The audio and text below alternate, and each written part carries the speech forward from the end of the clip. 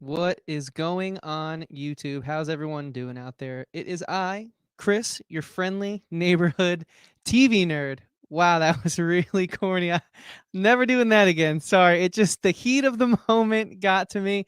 Um and speaking of the moment, I think tonight is going to be a solid reprieve for some people if you plan on watching the debates later. Like I was telling everyone in the chat before we jumped on here live, don't get too upset about it. It's gonna be what it's gonna be, and just try and if you watch it, de-stress a bit. And hopefully we can help you with that because maybe tonight's debate, because again, I have a hot take about this episode and I feel it's going to be a little different than my two guests here, will be sort of an easier one to digest. So without further ado, with that being said, who are we? What do we do here on YouTube? Well, we are the Talkin TV Podcast. I am one half of this show that I think is pretty great. My name is Chris, the TV nerd. As I said at the beginning, my co-host Dom, the movie nerd, will be here in the finale in a few weeks. We have a whole panel of people actually scheduled for our Lovecraft finale, which is going to happen live right after it that Sunday night. Little spoiler alert, hint, hint, nudge, nudge. But for now, I'm here riding solo as far as Talkin TV crew goes. But of course, I always have some guests with me. And before I bring them in, I want to let you guys know that we post videos every Monday, Wednesday, and Friday, as well as bonus live streams such as tonight, where we cover anything really in pop culture, predominantly movies and television shows. We consider ourselves cinephiles, but we have other interests too. We have a video game show. Sometimes we just go live and do Q&As and just chat about kind of whatever it is. And we even, Dom and I, sort of went against the pop culture zeitgeist in regards to how we could care less about the Snyder Cut on a random live one night. So we'll talk about pretty much everything and anything. I mean, for example, this coming Wednesday, our episode on 1982, I believe, John Carpenter's The Thing, which it was my first time watching it. It's one of Dom's favorite movies. So it's not just us following the trends here and doing the week-to-week shows that are airing. We do a little bit of everything because, to be honest with you, we are, I like to think, well-rounded people, and we have interests that aren't always just the new hot show, the new hot Apple TV Plus show. Actually, I just got Apple TV Plus. If anyone's watching that, send me a suggestion. I bought a new computer from them, so I guess I have it for free, which is kind of cool. Nothing interested me when I was skimming through it. But speaking of not being too interested, we are talking about Lovecraft Country again tonight.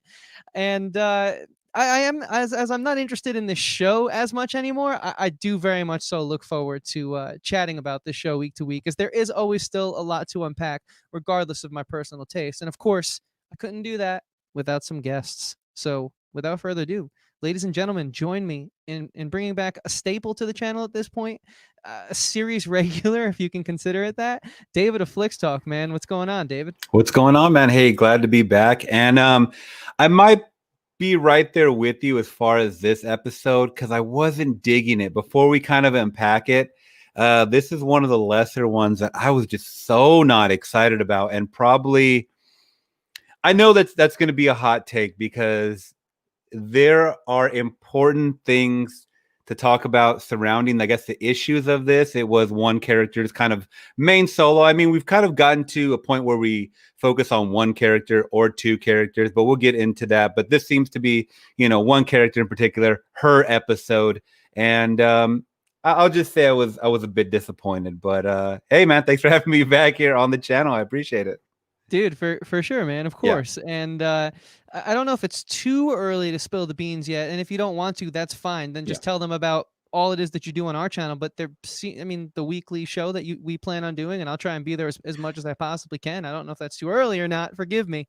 Yes. But go for it if you want, man. Yeah, let's talk about that. So we are going to be doing something called the weekly What the F. So weekly WTF, where we kind of dissect just craziness that's happening week to week basis. I kind of wanted to start off pre-recorded, so in case we mess up, because live gets a little bit of a little jarring sometimes, but hopefully work up to some kind of live show, and that's going to be me, Chris, and then my younger brother Nico, who is in New York as well. And he sends me footage all the time, and I'm kind of following a lot of the Reddit subs and stuff like that, and I'm actually really getting excited for this, and just working out the kinks of doing it the best kind of post-production show that we can. But I think it's going to be extremely fun. Like I said, I've been doing my research of just kind of compacting things for the week, but we have that. If you guys don't know, on my channel, I do a lot of different reviews and stuff like that, whether it be movies, streaming shows like Lovecraft Country.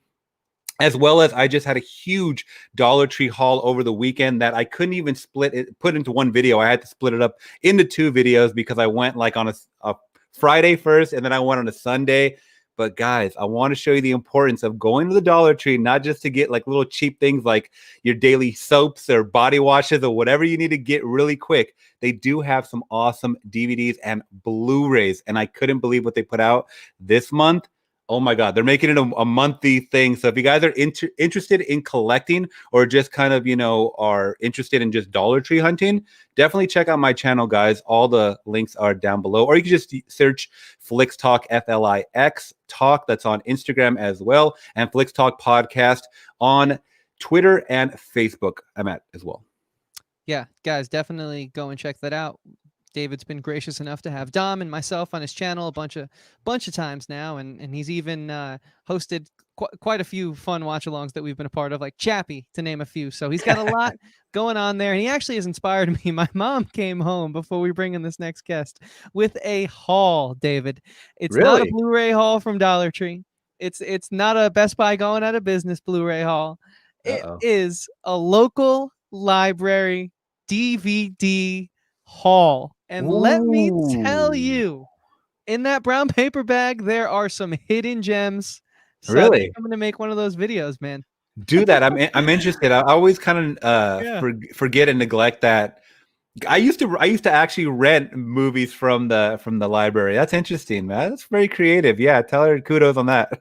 Yeah, she just happened to be there, and she loves me very much, and I'm very thankful for that. And I'm also very thankful for this next guest being a part of this series. I think every time I've been a part of a video, a live chat, whatever with this guy, he just brings such like an infectious energy, so much life to the stream. So ladies and gentlemen, please join me in welcoming the one, the only Q of Q Reviews to the channel. What's up, Q?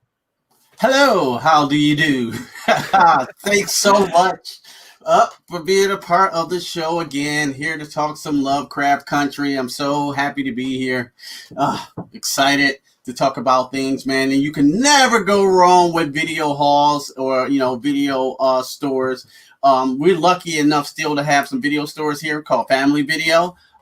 In my area, I think it's 3, and that's where I get all my discounted Blu-rays. I got to be like on a hunt like Dave, man. I see that video, man. You found some hidden gems. You know what I'm saying? I was like, dang, really? You got that? You got that carry? Son, on Blu-ray for $1? Like, you can't even beat that. I was like, dang, dude. I was jealous of that all, dude. That was dope. Dope video, man. Yeah. Just happy to be here, man. Thanks, man. Ready to talk some Lovecraft country?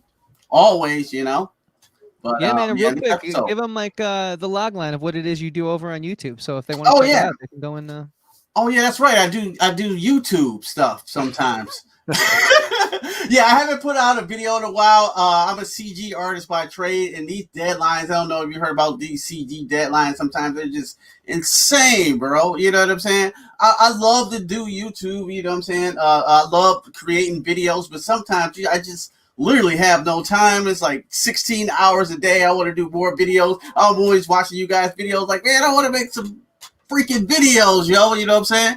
But sometimes I just don't have the time. But luckily, this might be my last crunch week, and I can get back to creating content. I got married like a week ago. My camera broke, so it's only set to one set focus. So it's been crazy. I'm on the process of getting a new camera, new gear, got a drone, and gonna get this really expensive camera that it's on back order that I'm trying to get. Bought a new lens, and I'm really going to be pushing storytelling for it in a video production company and things like that. So I ain't going nowhere. Just time and the wedding and all that just back me up from making videos. But I can't not wait to start making videos again. Just something I love to do. I love to sit here in this little dark room and edit and make stupid skits. If you ain't seen on my last video of the boys where I drunk the buttermilk, I think, was it buttermilk or half and half? It was. Yeah, that was a good one. I did enjoy that, man.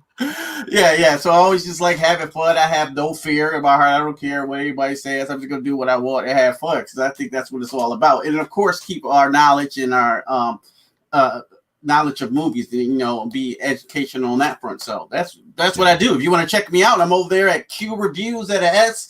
We always have fun. I'm going to start reviewing some old videos from each decade, things like that. I got a couple ideas I'm throwing out there, but yeah, that's what I'm all about, having fun. So love it, man.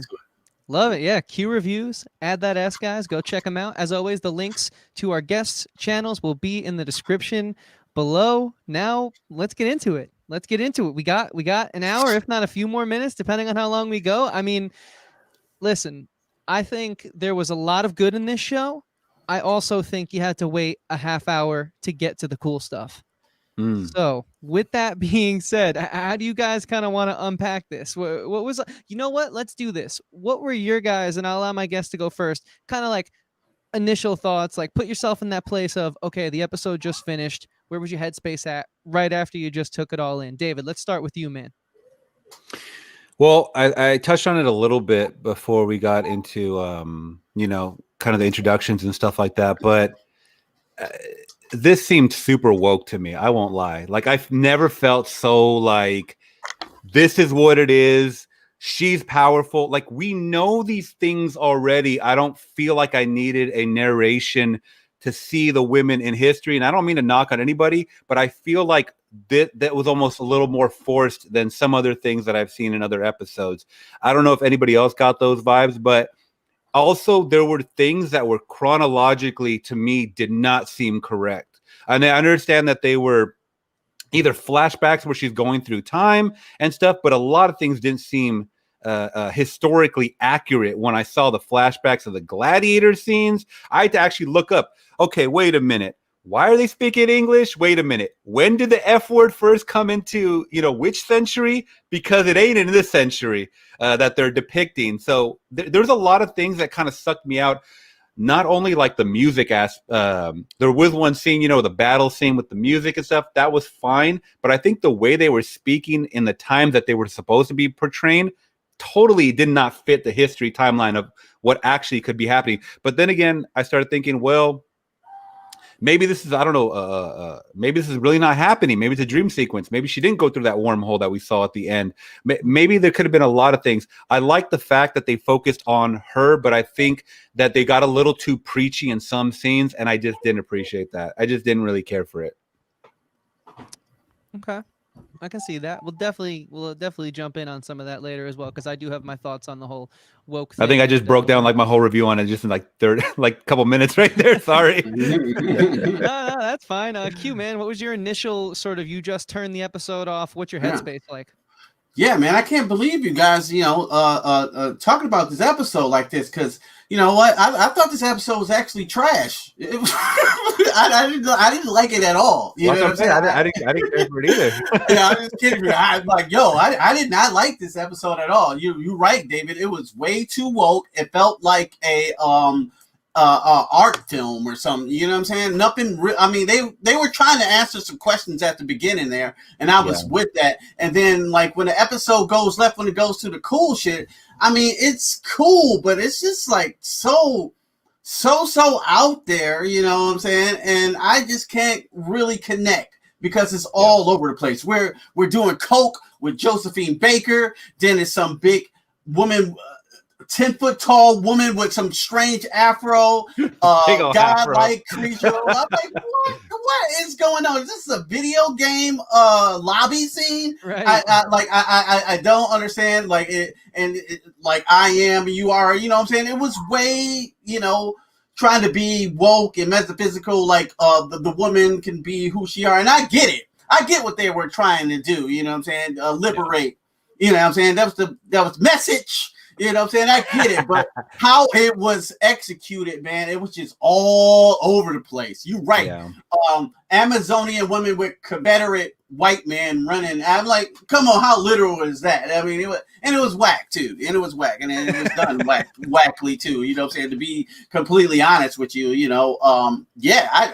this is definitely my least favorite. It kind of made me lose a little stripe in the show. On this episode, to be completely honest with you, because it was weird at first, but they will always have me something to always capture me, and so I can come back next week. Like, I can't wait. There might be something completely different, you know. Maybe this is just this filler episode that they spent a lot of money on that I just didn't like. I was looking at my girl, I was like, yo, this is weird. She's like, I get it. Like, I get it, but it's strange and it's not cohesive, and I'm not into it at all.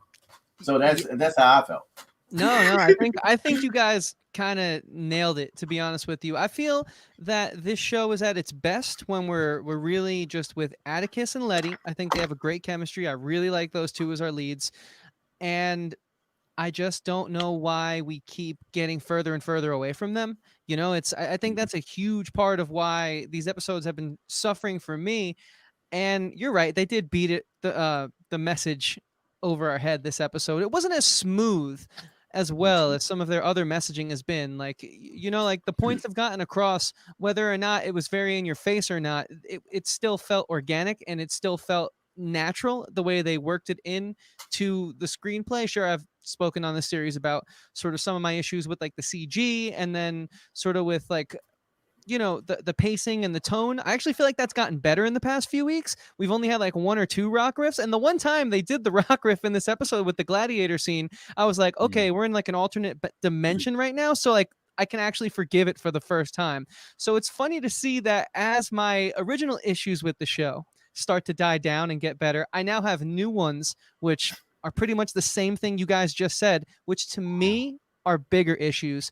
And I was texting Dom before I turn it over to whoever wants to take it next. I was texting Dom and I was saying, it's bad when a show you're watching starts to feel like homework, because I'm back in school right now. Yeah. I already have enough homework as it is. And so I love doing these week-to-week episodes. I love hanging out with you guys, being on YouTube. Obviously, it's all of our passion. You guys know that. But it's like when I am just trying to find time to watch something that if I really wanted to watch it, I just make that time, is a problem. You know, and that's what's been happening these past 2 to 3 weeks, especially. So. Well, last week was the great episode, right? With the over in Korea. Yeah, that episode was fire. I loved everything about that one. I loved it. As I started to think about it, it might be one of 2 favorite episodes as I think about it. But the inconsistencies here, you know what I'm saying? You go to that, and then you go to this, and this was kind of bad. You know what I'm saying? It was bad, no matter how you run it. You know, like the sets look beautiful. When Josephine Baker and they were all dancing, she was off. I mean, the set looked amazing, immaculate. You know what I'm saying? The women looked good, and the particle effects looked great when they were switching through time, but it was just so inconsistent. I just absolutely was not with it. I just didn't feel it. I didn't feel anything. This is the first episode where I had no issues with the CG. I actually thought it was like really awesome. I just had plot issues and substance issues. I feel like, you know, let me just Hippolyta, right? I feel like her storyline has been so forced now that we're getting it. And I also feel like there's so many holes in her storyline. Like, for example, whatever happened where Hippolyta and her daughter realized they were in a sundown town, and they left that whole episode so suspenseful. And then we just sort of come back now, and it's 3 episodes or 2 episodes later. Forgive me, my memory gets a little fuzzy, but you guys know what I'm trying to say. And all of a sudden she stole this little weird globe thing, and she struggles for a whole episode to figure it out. And then she lays sideways on a bed, and so she figures it out. And then she switches the flip, and then she goes on this solo road trip, and there's literally no progression through the road trip, no suspense. She just ends up in the middle of this room, and it just, I'm getting nervous. And I don't want to blame a young showrunner. I think for the most part, she did a solid job. I know when you commentate live for an hour every week on an hour-long episode, you got to talk about something, but it is starting to get a little messy, and it's worrying me. Messy. Great word. Definitely. And I totally agree, especially a couple episodes back when we got left on that cliffhanger of, her and the daughter are going to get, you know, stuck in this sundown town, which we see, but nothing comes of it. Like, I mean, nothing vicious. Even the cops that showed up didn't even seem racist. Like, I was like, are these cops from a whole nother town? Or they didn't seem as brutal as the sheriffs that we got introduced to in episode 1. So the tension wasn't there. And then we got Tick. What happened to Tick? I mean, he got sucked through too, and then all of a sudden he just no story behind what happened to him. So I understand it was the Hippolyta episode. I totally understand that. And it was supposed to be that she was more than just the wife, I think is what, you get to see Uncle George again, which is amazing because I actually really did enjoy that because it was almost like a changing time thing, right? Like a butterfly effect, which I do enjoy. I love those type of movies where they can alter and they bring back someone they love. That's great. But with this forced, exactly no explanation of how she was able to configure that, tilting on the. Well, how does she know that? Is she secretly, a brainiac or what? Like, how do we? This is not common knowledge to most people. So I would love to see, a little more explanation. It just felt like things were happening, and then, wild time travel with no explanation of these futuristic beings that she was being. It felt like some Cleopatra Jones, like old 70s funk cover of this woman that just came off the cover of a vinyl record. That's what I was getting vibes of, like some Bootsy Collins background dancer or something. You know what I mean? And I was just like, just like more explanation of who these beings are, because they seem, they're levitating, they have power. That was really cool. They're shooting out beams at her and stuff like that. More explanation. I was interested in that. Right. I mean, at least show her an example. And I hate to jump right to the end, but just to bounce off your point, David, show her an example. You remember at the end where she's like, I finally see the woman or whatever I can be now, and how much I was being held back. Show her an example of what's behind that door. You can come with us, or you can go back to your life. Because then her decision to go back to her daughter, which is obviously the noble decision. And of course, I think a character like Hippolyta, we know her enough. She would obviously make that choice, right? So it made sense, but I didn't feel fulfilled from that crazy journey. I feel like, and I also didn't even feel like we started the journey. We were just thrown into it. But I mean, Q, like where are you at with kind of like what David and I have been saying real quick about all this? Yeah. Like you said, I did not feel fulfilled. Like that whole journey really meant nothing to me as a character, because I wasn't invested in Hippolyta's story, because it was just jumbled. It was just like here we go. We're all over the place. We're Josephine Baker, and they were trying, but it wasn't. It was executed poorly, because I wasn't I just didn't feel her story. And one point you did say about where did Tick go? That didn't make any sense. And how is she so smart all of a sudden? She was just cooking grits in the kitchen. Now she know this complicated thing to how to warp time and dimensions. It don't make any sense from the Hippolyta character. So everybody is incredible in the story. And then what you call him is burning up the baby. All that was weird. The part that really made cohesive sense with the gay character. What's my man name? Montrose, and that sugar in the tea. I thought that was a good scene. At least it's consistent. And then after that, the whole episode just was not consistent with Sundown Town. I don't know what happened. And and like you said, it was way too woke. That whole Bootsy Collins lady with the boots and stuff. I mean, that, a powerful black woman go. And I got no problem with that, but it's literally in my face as a 15-foot woman. Like, what are you doing? You know what I'm saying? Like, you should get beat down. I get it, but you gotta have better ways to tell stories. You know what I'm saying? So you kind of slip it in subtly, like the last episode. They did that perfectly. And this one is, I don't know who directed this, but it was just like, it's a student film.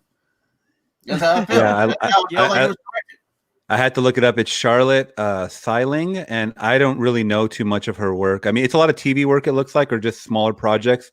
I don't really know too much. But I wanted to touch on what you just said, Q, the last couple of points of, the whole time with Montrose. And that's where I think the strongest part, to me at least, or most cohesive, was at the beginning, because you got pretty much Ruby and what's her name, Christina, kind of, talking about the whole events. It was almost like the exact same scene. She still had blood on her face. She explained, about William. You got to see William, as well as what's the woman's name? Adele, I believe, the other woman that was kind of like, it looks like their life force is being sucked out, right?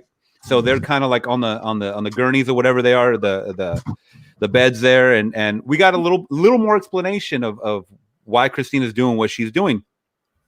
And then as well as the Montrose thing. So that's kind of like the nights or a couple of days after the whole drag queen episode, right? So cool. We get a little more explanation. Yet Montrose goes back from being the happy smile to being a dick again. You know, because he starts saying, I don't like my grits runny. I don't like, pork. I don't like pork bacon. So too much sugar in it. Yeah. So he's and then Sam. Literally. Yeah, Sammy says, man, you're always going to find something to complain about. And I think that adds a good quality, to talk about for Montrose, because he's never going to be happy, never going to be satisfied. And then we finally get to see, him pretty much being exposed to Atticus and Letitia by accident. And it just, we're not, all that's more interesting than what I got to see in the next half an hour of the show. You know what I mean? Yeah. And we got a Jonathan Majors crying again. You can't leave a episode of Lovecraft without him crying. He's very emotional. He's very emotional. He is. But the thing is, okay, so I'm hearing what you guys are saying, and I do agree with all of it. And so I'm trying to dissect why we're sort of saying all this, and correct me if I'm wrong, but to me it seems like we're sort of complaining about all this stuff because some of the interesting things, right, and some of the characters that we've really grown an attachment with, like Atticus, Letty, Montrose, to name a few, Ruby even, they're kind of being pushed more to the background now, and it's cool every once in a while to cut the tension, especially in a 10-episode season, right? You sort of cut the tension and you highlight the one episode of the character's past, the lead. I'm talking about last week's episode in specific with Atticus and what's her name, Jamie Chun, is that the actress's name? And so that's cool. Get a little reprieve, and then you come back and you pick up where you left off. But we didn't do that. We didn't do that at all. And there's still things that, in my opinion, need to be answered from like episode 2 and 4, specifically the crazy ending of episode 2, that cult. Sure, we got a little bit about it with Christina saying like she became William to try and convince her dad that she had the magic, and if she changed back, she'd get in there. Okay, now we got an answer to that. That's cool. But we don't know why Montrose slit the demon lady's throat. There's so many things that I think are more interesting. Yeah, man. See, we already forgot. There's a huge thing. So, not to go too tangential, because I realize I might have just there, but I think the main thing for me is, and why I'm starting to become a little frustrated with the show, is they are constantly giving us something new, which is cool, but they're not answering any of the interesting things that I actually cared about. So instead of being on the hook, line, and sinker for the next episode, now I'm just getting fed up. And when they do sort of address new things, like in this episode with Atticus and Letty sort of finding Montrose having a fight with his lover and realizing oh, okay, he's gay. And so what they thought was true or whatever, they don't even address it. They just show Atticus crying in the alley, and then they go on this crazy half-hour sci-fi journey. I mean, am I wrong? What do you guys think about all that? And Montrose even remarks, he says, "I'm still your father, damn it." And it's well, we don't know that. We still don't know that. I don't know about that. But so we're still confused on that part too, because he's still saying, "I'm still your father." So they kind of let it be known too, because I think Atticus also says, "Did mom know?" or something like that, or maybe I forget who asked, but they said, "Did mom knew?" And he said, "Yeah, right." She does, yeah.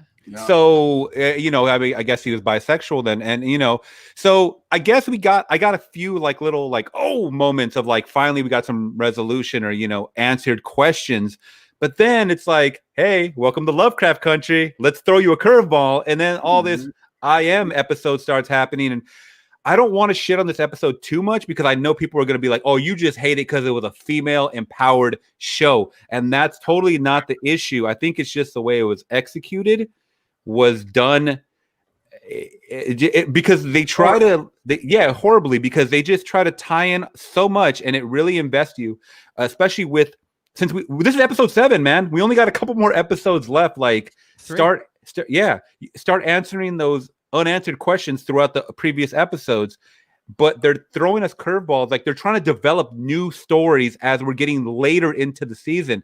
I don't think that's the best execution, but yeah, if you was gonna do this filler, just do it in episode 3. You know what I'm saying? At the point now, they're trying to answer questions at the first 5-10 minutes of the show, and then just go, here we go on this magical, mystical journey to the center of the earth crap. And you're right, man.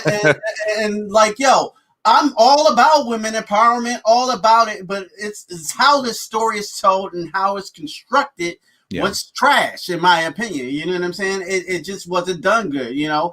And they can come at me left and right, you know. Well, what's about this and this mean that? But it didn't resonate with the viewer, and that's a huge problem for a show. In the 7th episode, when we only got 3 left, I don't know what to expect. I'm not really too excited about the next week's episode, and I hate to say that because I wanted to love the show. Well, and I still do. I still like a lot of them. No, I still really do. It's a show that, I mean, it's sticking in my mind. So there's the reasons. I mean, we're talking about it every week. You know, if not, I would have just dropped this show and I wouldn't even have agreed to join on. You know, but I don't know. It's just I don't want to go into episode 8 saying what happened to Atticus in episode 7. Do you know what I'm saying? Like, I hate these unanswered questions we're getting every single episode, and I don't know if it's purposely done that way. I don't know if it's because they have a damn new director every single time that they want to just kind of redo this whole episode like their way or what, but this is definitely one of the lower tiers, and I would love to get into the whole wormhole because this is kind of like a different wormhole than we've gotten other movies or shows that I've seen. Usually it's kind of just an open black hole that you go into. In this one, we got a bunch of flashing images where it's like, here, choose your destination, you know, type of deal. That was cool. I thought that was cool. Like on the wall, like the effects was cool. Like that Warhammer stuff was like dope. You know what I'm saying? It was all dope, but how it was executed, I just thought it was weak on a weaker tier. But you know, they all can't be winners, though. You know. Was I the only one too that thought like that when she was like standing like right up against it? I'm like, back up. What do you like? Walk forward. Like, what are you doing? And then she got sucked in. Whoa.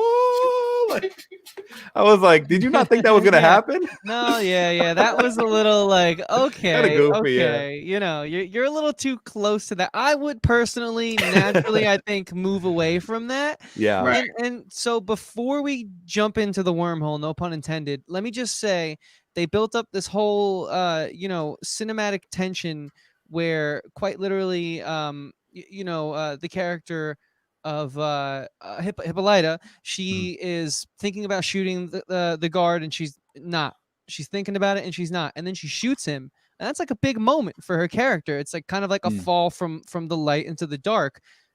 And they like Atticus sees it, and they have this moment with their eyes where he's just so shocked he saw her do this. And I was like, oh, okay, so we are going to get some interesting character stuff in this episode. And I was like, all right, I'm tuned back in a little bit. But then she falls into a wormhole, and they completely take away just the reality of the actions and the consequences of those actions, you know? And I don't know. I feel like it's starting to feel a little like, hey, this is, like you said, David, this is Lovecraft country, so we got to get crazy with it. I feel like it's almost starting to hinder the storytelling in a bit, you know? Oh, most definitely. I mean, Hippolyta was a character that I really was kind of a mystery to the whole season as it was. So I didn't really know too much of her other than being, you know, Uncle George's girl. That's all we kind of knew. You know, she seemed very motherly. That's all I got. That was it. And, you know, she had also talked about going on the journey instead of Uncle George too. So she wanted to help him out, you know, but then she's thrown into this, you know, that she knows like as much as a scientist or something, you know. Also, I kind of wrote this down because I thought it was an interesting quote, is that when she pulled the key, it had that phrase of every beginning is in time and every limit of extension in space. So it's very cryptic of kind of like deciphering what that even means. But I felt like all of this just came second nature to her, and I didn't like that we didn't get any explanation for it. No, yeah. Like the way she got there felt very just like, I think Q, you said student production, you know? Yeah. It sounded like an art film, a student production film, just how it was all the direction wise, you know, that's what I felt like. I mean, how it was just jumping in, and it wasn't really fulfilling the audience and just giving us explanations of why this should be that. And like David said, it's trying to be way too woke, literally, like where the audience is not smart enough to try to figure out what they're doing. Like, we know, you know what I'm saying, but it's just not done very, very well. You know, it's not done very well. Now the production was amazing. You know, the production was amazing. The wormhole stuff was cool. The particle effects were cool. It looked cool, but like you said, Chris, it might be a hindrance to the show sometimes because they take the backseat to the storytelling. Yeah. And you know what? I don't know what else of substance we can talk about, if not the wormhole in this episode for the back half of our chat here. Unless there was another moment. I mean, it was just all crazy wormhole sequence, right? I wanted to get into that wherever she went into, and I can't even call it because there's so many different times. So it looked like when she got into the first battle, sucked into the wormhole, right? I'm not talking about when she goes to Paris. I'm talking about when she is in some kind of tribe. It looked like it could have been maybe Africa or something like that. Look like an African tribe that she was battling. Then they start putting on gladiator gear. I'm really confused at what time we're at, because I mean, are we talking about 1700s, 1800s? Gladiator era was like like 100 BC or something like that, or like and it they was also had Confederate soldiers in that scene too. There's a lot of crossover of time here. Also, the women were speaking English in another country. Like, we've gotten subtitles in the last episode for Korea. Why wouldn't you be consistent? If you're going to go to a foreign country, why not keep that native tongue? That does not make any sense. They could have had Hippolyta just know it because she's traveling through a wormhole or whatever, and thrown some subtitles to make it more natural. Yeah. Well, instead, then they throw a Cardi B. They throw the Cardi B song in there. They just dance because like it doesn't make any sense. That's why I felt like all of this was kind of like almost like a dream sequence where she is trying to find her inner. If that's the explanation for the episode, I would have been totally fine with. Okay, this makes sense now. But that's what I think it was. You're trying to make it.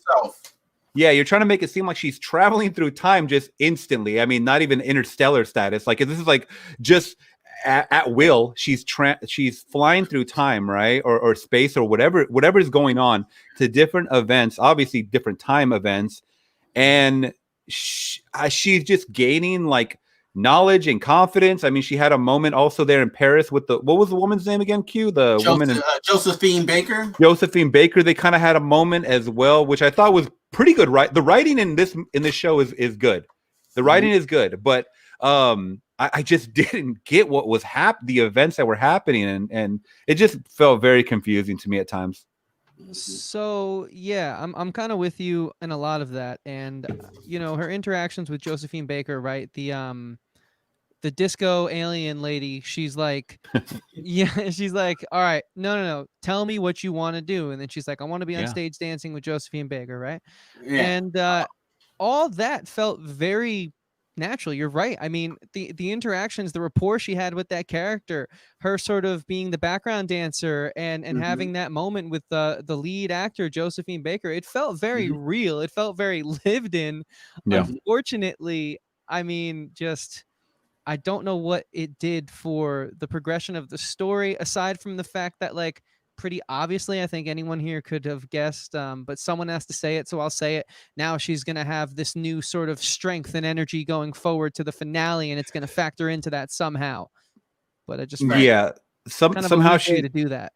Yeah, somehow we're going to get another Indiana Jones episode. She's going to be involved with the gang, and she's going to be the only one that knows the code or whatever, the Da Vinci Code that she's going to have to break. You know what I'm saying? So it's going to be one of those type of things. Once again, how does Hippolyta know all this stuff? And they're just going to be, she's a descendant of someone else now. You know what I'm saying? Like, it's just too shoehorned in there. Yeah, it's too shoehorned in there. Yeah, exactly right. So I think Elliot was talking about this way back, is that, you know, the Hippolyta actually means something else, right? Like in mythology or something. So there's all these tie-ins with the names and stuff like that as well. Same with Atticus. I think his has a reference to some Greek god or some kind of mythological as well. Montrose. Mythological. I don't have no idea, but it sounds like these aren't normal names. Yeah, these are definitely not normal normal names that you just meet. Like, I normally run into like Davids or Christinas in public. I'm not running into like an Atticus. I'm looking at these other names. Like, George, you got Diana, and then you got Hippolyta. Come on, man. Like, you can't tell me like no, hey, Montrose. Grabbing the ramen noodles off the stove. Exactly. But I mean, you know, like, so I feel like that's where we're going. But I also, you know, in regards to, well, this was her episode to really find herself and give her new power, because it's going to come in handy in the finale, and it's going to help the gang out in the finale. But that's just not, man, that makes me. It ain't good enough, is it? It's just, not, I mean, from this episode, I mean, like how you did it wasn't good enough. It was just, it was poorly executed. Now, if you would have made me root for her, I'd have been like, heck yeah, I'm more on the Letty's sister side. You know what I'm saying? At least I had a journey with her from beginning to end. They tried to do the journey, but it was just, I call it like, you know, bird droppings. It was just all over the place. Yeah, no, that's a great way to put it, man. Sorry, David, what were you gonna say, dude? I was just gonna say, and I totally agree with everything you guys are saying, and I think that goes back to us being left on that cliffhanger. If we would have got her put in that sticky situation of now she's in the woods of the sundown town with her daughter, we would be rooting that she stays alive and gets out, or the monsters come back and help her, something. We would have been rooting for her. Instead, we got this like crazy music video type ending, and it just wasn't for us, I think. And we got to talk about the ending too, because it almost, when George is, so I'm guessing George is officially back. Are we going back to the time where he was about to leave for the first journey? Is that what we're getting now? Because they ended up in the bed that we got from episode 1, where they wake up, right? And she's kind of explaining to him that she's more, and she has this inner strength, and he never asked her about it. And she was, you know, like a housewife. And this is the thing too, is that they're exploring once again these issues that I don't know how actual were women really like talking about this, just like whispers of this, like to their husbands, or they're, I feel like these are comments that women would make in 2020, not in the 50s, because I feel like in the 50s, and I don't want to paint this picture like I'm a misogynistic or anything, but I feel like in the 50s, people felt like I'm trying to think, we're in these gender roles just because, like, they weren't questioned. I'm not saying that they were right. I'm just saying that I feel like, oh, the man goes to work and pays the bills and does this. The wife is at home with the kids, or she does the housework. I'm not saying that's how it should have been. I'm just saying that that's what it was, and it wasn't really questioned. But in this episode, we're getting questions that I don't know if that was being questioned back then. You know what I'm saying? I feel like it would be questioned now, but you have to tap into, when you're a writer, I'm not a writer by any chance, but I'm just saying, if I was a writer, I would tap into a 1950s version of these characters, not a 2020, because then now you're getting Cardi B mentality in 1950s. You know what I'm saying? You know, one of the things, 100%, I agree with you, man. Yeah. You know, one of the things, every professor I've ever had in a writing class, not that writing was my thing, I never really gravitated to it, but they always said, hey, look, if you're going to do a period piece, you better do your research, you know? Oh, yeah. You better understand the voice of the characters that you're writing in the setting that they're in. And I think it's kind of not really coming across. And I agree with you 100%. And I don't think the way you're saying it is like, you know, disrespectful or misogynistic either, because you even brought up another example earlier where these Spartan women or whatever the tribe, whatever they were, it's still hard. The jury's out on that one still, but they dropped the F word in there. I mean, that was just, that took me out of it. So it's like, I looked that up. I actually looked up the origin of when the F word was created and how far back it predated, because I know that's not an ancient word. I mean, as far as ancient, going back thousands of years. So I had to look it up. When it was used, no, I'm serious. Like, it was like first used in like the 16th century, but it wasn't even used as a vulgarity. It wasn't used for a vulgarity until like the 18th century or something like that. Like, it started becoming a different meaning, right? But the way they were using it is like how we use it in modern day, and it doesn't make any sense. So it's the tone, man. It's I think it's you know, for me, I think that it is just young writing, young show running, and just balancing a lot on their plates at once. And I do feel like the voice, like I've been saying the whole time, the tone, the voice, what the characters are saying doesn't reflect the current, you know, situation they're in sometimes, and for the most part they're nailing it. But like this episode, I think, had a lot more problems than others. So to me, that's what I think it is. But, you know, by all means, I'm not the only one here. Q, like, what's your take on all this, dude? Yeah, exactly. This one just didn't nail the landing at all. It just I wasn't fulfilled at the end of the episode. I left that episode sitting on my couch like uh, I, what what you know what I'm saying? That's how I felt. Like I don't feel fulfilled. I don't feel like excited for the next one. Hippolyta, you know, she could have been a great character, but how they painted her out to be, you know, what it was like. I'm gonna say this. It was like being at a therapy section on mushrooms, you know. But but I'm watching her, you know, so I'm not really feeling, you know what I'm saying, what's going on. They try to make you feel it, but I just didn't feel it, you know. It was just poorly executed from, you know, some of the writing standpoint and some how they chose to do the direction. They it was talk about wormholes. This screw the wormholes. What about the holes in this plot? Because Yeah, the plot holes. they were all over the place. For sure, man. Like, if you're gonna do an anthology series, make a monster, make a ghost. I don't care. I'll go with it. You know what I'm saying? I'll buy it. But when you got me going all over here, the story's not consistent. Atticus is gone. You know what I'm saying? You talk about these questions in the first 6 minutes. We don't go back to that. Tick got some weird symbol on him. We don't know what it means. Why did he slit the devil lady's throat? We don't know what's getting. It's crazy. I mean, it's not.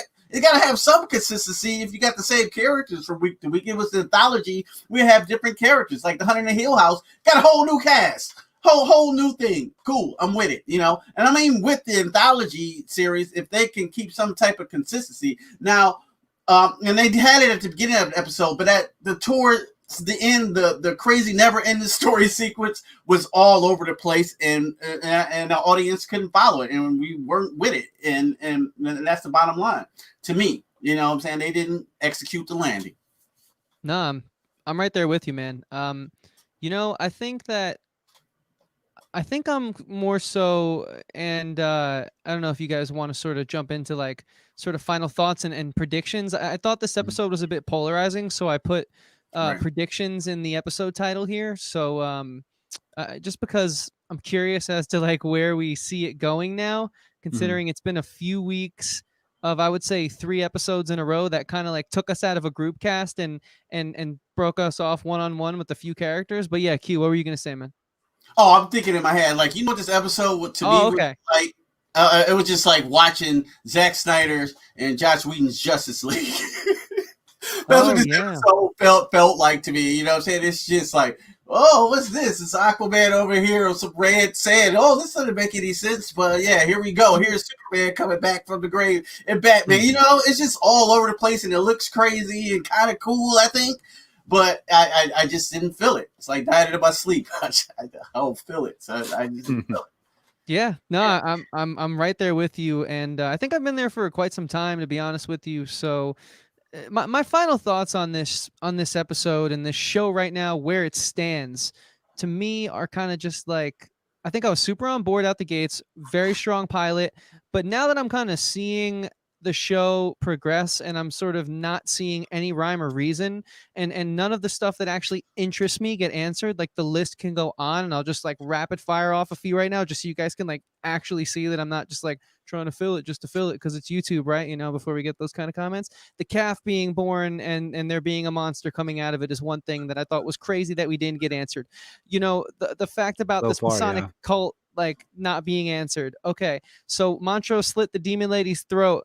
You know, where's the answers for that? They end up in a sundown town, and then the next thing you know, she's cooking grits, quite literally, like you said, Q. I mean, come on, every time you hook me, you just take me out of it. So I'm a little fearful going into the finale here, and my only real prediction is that it's going to get even more messy, and that personally, I'm going to be a little more upset about like putting my lack of free time into this show each week, because that's really what it is. It's like a trade-off of my free time and really liking something and having it just like fall apart. But yeah. I don't know. I hear all that. I was going to say, before we get into predictions, I wanted to touch on too what happens after Hippolyta wakes up with Uncle George in her bed, and this kind of totally X's out the fact that this was a dream sequence. Is that when they kind of have their hands together, there's like that stuff that forms around. It was all CGI. You guys remember that? Like it was like a spark that she had brought back, which allowed her to kind of jump into this comic book timeline that we find out that it's the one that her daughter Diana, I believe it is. Yeah, Diana Freeman.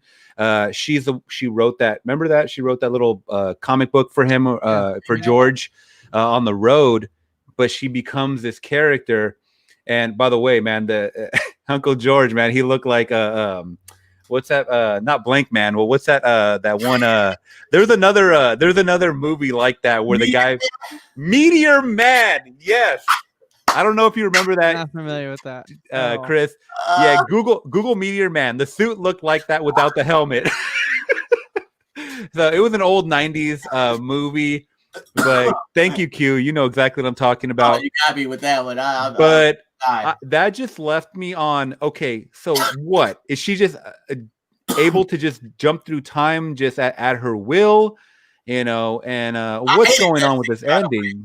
Yeah, I don't. Please flip that. Yes, yeah, that's what Uncle George reminded me of, man. And that was wasn't he the dad on a sitcom in the '90s? Who? Robert Townsend? Yeah, I think so. Some show. He was on some show I used to watch, but yeah, I mean, the suit isn't exactly. It just reminded me a little bit. I can see that was perfect. That was a Meteor Man moment. I was like, what are we doing? This Mars, fake Mars attack. They got fish bowls on their head now. Yeah, what is going on, son? Yeah, so that's why I was like, okay, so she's able to, because obviously this isn't, and we got to see the little green aliens. CGI aliens kind of moving that look really goofy, by the way.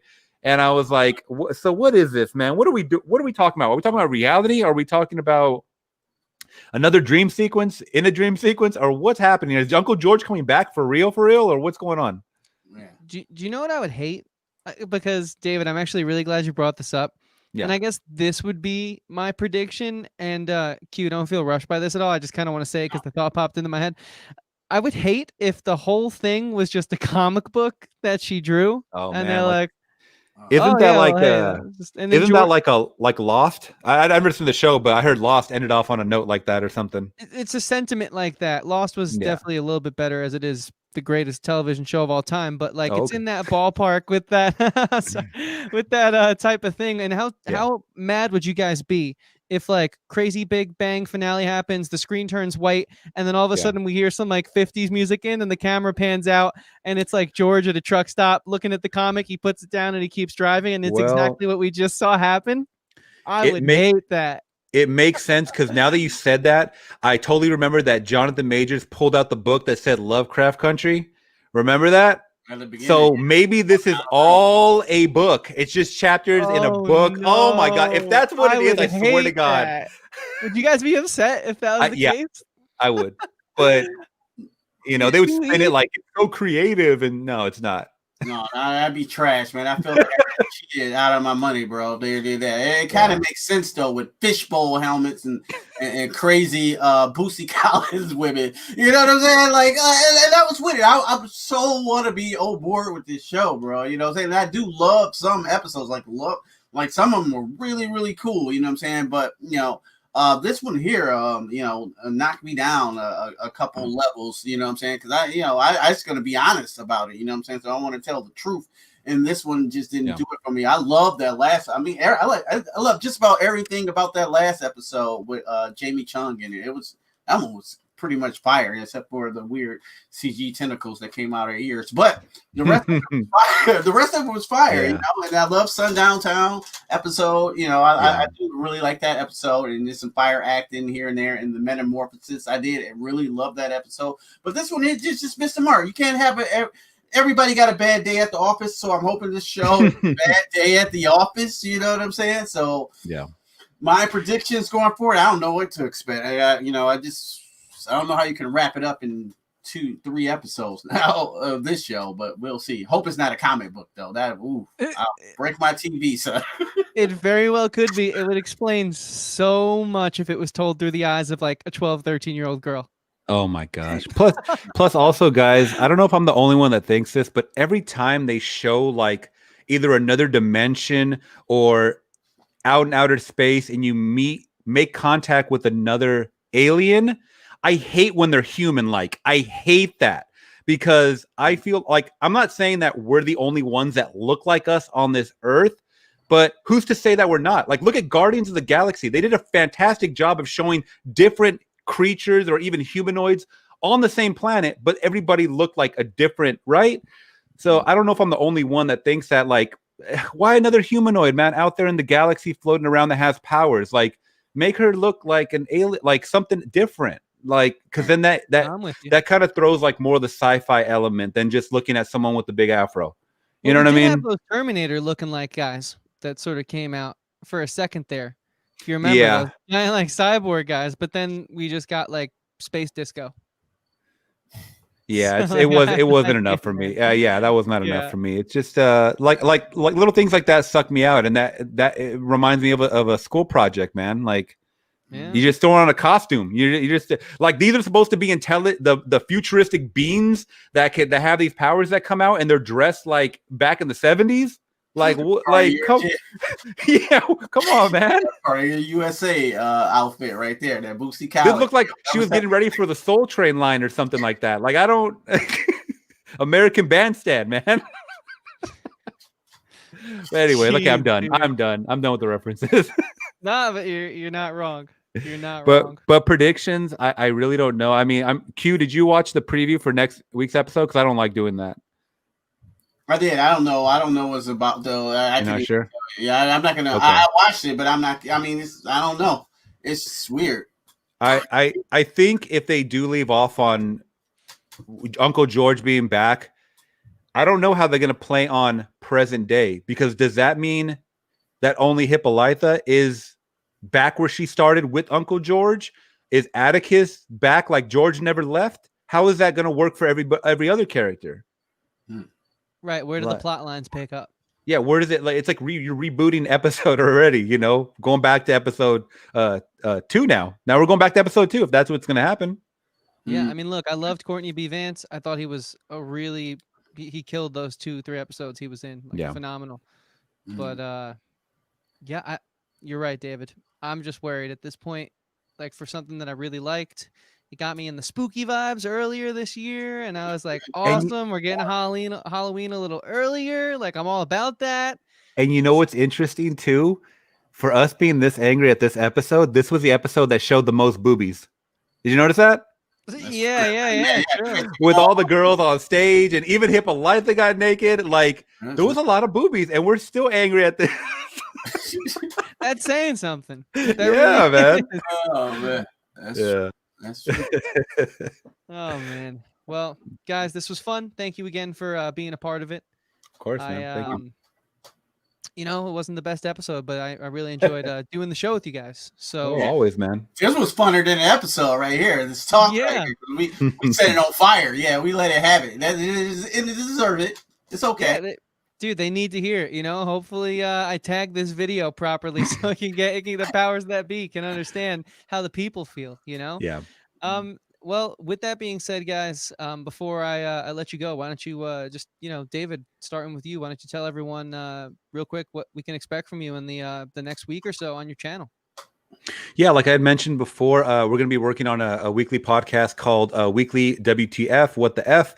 And it's just going to be kind of exploring just some random things that we find, or, either just big stories that we find either online or just in, on news or whatever that I would like to discuss with you guys. And that's going to be me, Chris, my little brother, Nico, who's also in New York, and just a weekly pre-recorded podcast, as well as I do out and about vlogs. I do reviews for movies that are either streaming or retro. I'm going to be doing a lot of retro. It's kind of like my top list and stuff, especially for October coming. Man, we're going to hit October, in a couple of days. So it's going to be a spooky month. And we're also doing I'm doing a watch along for Talkin TV coming up. So we'll announce that very, very soon.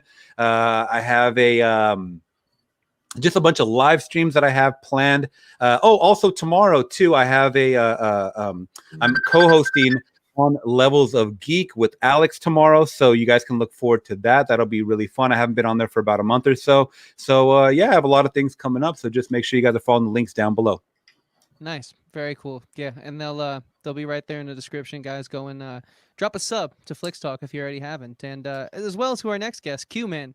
2 weeks in a row. I'd love to have you as many times as you want to be a part of this series coming down the home stretch here. You're more than welcome, man. But you know, no pressure. So you just let me know. But real quick, let the listeners know and the viewers know where they can find you and all that it is you do over on your channel, dude. Yeah, once again, Chris, it's always a blast, you know what I'm saying, to get here on YouTube. I don't like you guys don't have a lot of time to make videos and stuff anymore because my schedule's so crazy, but I always appreciate getting on with, you know, you and Dave. I love you guys. You guys make great content. I was over there checking out some stuff over on Talkin TV, man. It's great, man. Dave, that haul you got was fire, man. I love watching you guys' content. Thank you, man. Yeah, well, what I'm working on my channel, I'm working around getting this ghetto camera fix.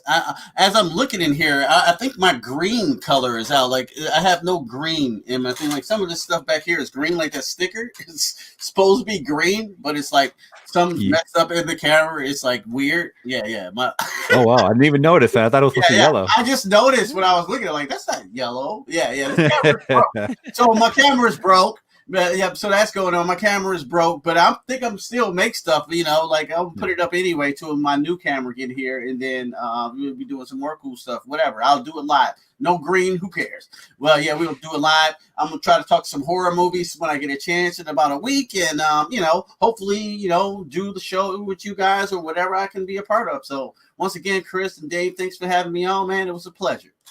For sure, dude. Yeah, you're always both you guys are always more than welcome here on the channel. And Q, I love that your Infinity Gauntlet is giving everyone the middle finger right now. Oh yeah,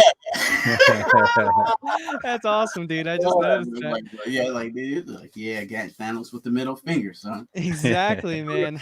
And speaking of that, I mean, this was I think the first time I don't have to put explicit on an episode, unless I let something slip. So thank you guys for being just nice and clean here tonight. Let's drive this on the home stretch. You know what I mean? Might have to rewatch that. I don't know if maybe one slipped out. I'm not sure. I always let one slip out. So right?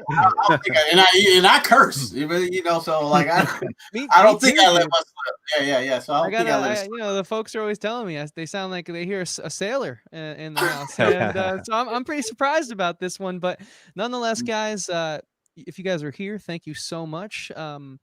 Honestly, this is like one of our most viewed series on the channel, which, you know, we're working hard at it. And I hope in the future, this is like, you know, light work, and we're working to make that be the case. But like right now, you guys seem to be really digging it. So have no fear. We'll be here for the next 3 weeks, covering this all the way into the finale. We have a banger of a finale booked for Lovecraft Country. Let me tell you guys, it is going to be a stacked panel, some old faces, some new faces.